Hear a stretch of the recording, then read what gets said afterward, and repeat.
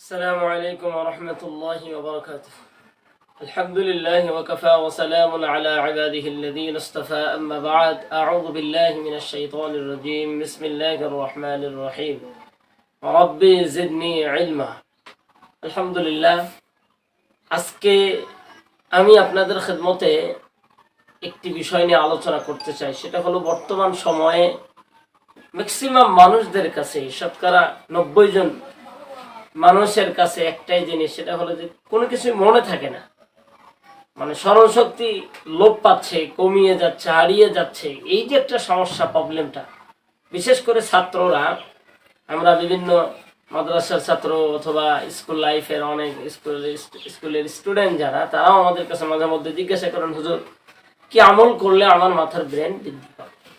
তো সম্মানিত হাজিরিন, নবীজি সাল্লাল্লাহু আলাইহি ওয়াসাল্লাম অর্থাৎ কোরআন মাজিদের যে আয়াতটি আল্লাহ রাব্বুল আলামিন দিয়েছেন, এবং আমরা আমাদের উলামায়ে কেরামদের কাছ থেকে, আমরা যখনই ছোটবেলায় মাদ্রাসা পড়তে যাই এবং বিভিন্ন কায়দার ভিতরে নুরানিতে আমরা এই দোয়াটি সর্বপ্রথম পড়ি, রব্বি জিদনি ইলমা। মুসা আলাইহিস সালাম এই দোয়াটি পড়ার জন্য আল্লাহ রাব্বুল আলামিন তাকে অর্ডার করেছিলেন। মুসা আলাইহিস সালাম দোয়াটি পড়েছিলেন। সম্মানিত হাজিরিন, এই যে দোয়ার তাৎপর্য বা গুরুত্ব, এটা হলো অবশ্যই মানুষের মাথার ব্রেন অর্থাৎ স্মৃতিশক্তি কমে যাওয়ার পিছনে একটাই কারণ, সেটা হলো গুনাহ যখন মানুষের বেশি হতে থাকবে। আমরা যদি দেখি, ইমাম শাফি রহমাতুল্লাহ আলাই, তিনি তার ওস্তাদের কাছে গিয়ে বললেন যে হুজুর, আমার তো অনেক কিছু মনে থাকছে না, আমি ভুলে গিয়েছি। কেন? তিনি একটি গুনাহ করেছিলেন, তার গুনাহটার কথা তিনি তার ওস্তাদের কাছে আলোচনা করলেন।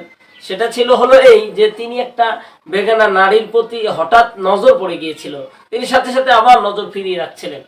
তাহলে তার এই সামান্য গুনার কারণে যদি ব্রেন এরকম কমিয়ে যায়, লোপ পায়, এই যে একটা প্রবলেম। তো আমরা যদি বর্তমান সময়ে যদি খেয়াল করি, দেখেন আমরা কি পরিমাণের গুনাহের কাজ করছি।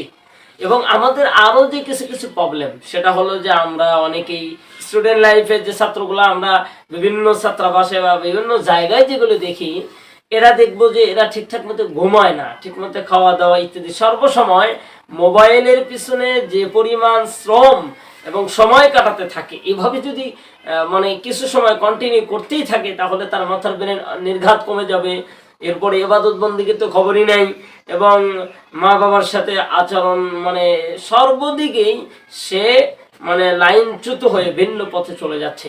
তো সম্মানিত হাজিরিন, একটাই মাত্র আমাদের মূল কারণ, সেটা হলো আমরা যদি আমাদের বাচ্চাদেরকে ব্রেন স্মৃতিশক্তি বৃদ্ধির জন্য অবশ্যই আমরা তাদেরকে সৎ এবং ভালো পরামর্শ দিব। তারা অধিক রাত পর্যন্ত রাত্র জাগরণ করবে না, কোনো ধরনের গুনাহের কাজ তো করাই যাবে না। গুনাহ যখনই বান্দা করতে থাকবে, তখনই আল্লাহ রাব্বুল আলামিন প্রত্যেকের কলব এবং ব্রেনের ভিতর যে এক ধরনের নূর আছে, এই নূরটা তাদের ভিতর থেকে নষ্ট হয়ে যাবে। আবু জেহেল কিন্তু রব চেনে নাই, আল্লাহ চেনে নাই।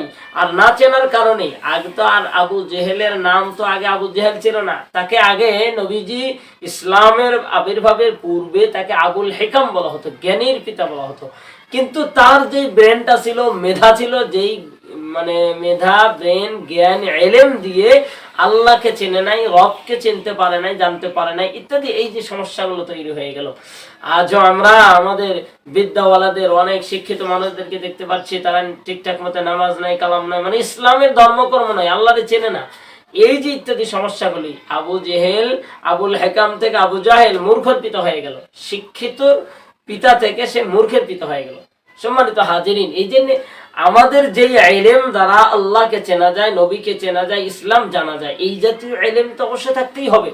আমি জেনারেল ভাইদের জন্য কথাটি বলছি, যে আমার জেনারেল ভাইরা যারা পড়ালেখা করেন, আপনাকে ওই পড়ালেখার পাশাপাশি ধর্মীয় শিক্ষা অবশ্যই লাগবে। আপনি ধর্মীয় শিক্ষা শিখবেন এবং কন্টিনিউ 5 ওয়াক্ত নামাজ পড়া, এবং নামাজের পরে যখনই পড়াটা স্টার্ট করবেন, রব্বি জিদনি ইলমা পড়বেন, দরুদ শরীফ পড়ে এরকম ভাবে সর্বপ্রথম মানে পড়া স্টার্ট করবেন। এরপরে আল্লাহ রাব্বুল আলামিনের অনেকগুলি নাম রয়েছে, তার মধ্যে একটি নাম যদি বলি, এই নামটার জিকির বেশি বেশি করবেন, ইয়া আলিমু, এরপরে ইয়া হাকিমু।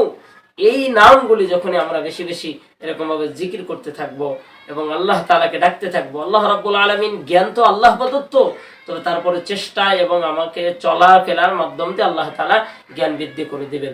আমরা এই জন্য অবশ্যই 1 নম্বর জ্ঞান বৃদ্ধির জন্য কোনো ধরনের গুনাহ করা যাবে না। দ্বিতীয় নম্বর, আমরা অবশ্যই এই যে এই দোয়াগুলি ইয়া আল্লাহ, এরপরে ইয়া আলিমু, ইয়া হাকিমু, এই দোয়াগুলি পড়তে তো অবশ্যই থাকবো।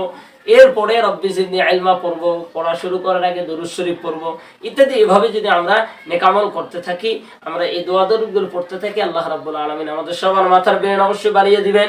সেই সাথে আমরা অবশ্যই আল্লাহর বিধিবিধানের বাইরে যাব না। আল্লাহ রাব্বুল আলামিন যেন আমাদের কবুল করেন, আমিন। আসসালামু আলাইকুম ওয়া রাহমাতুল্লাহি ওয়া বারাকাতুহু।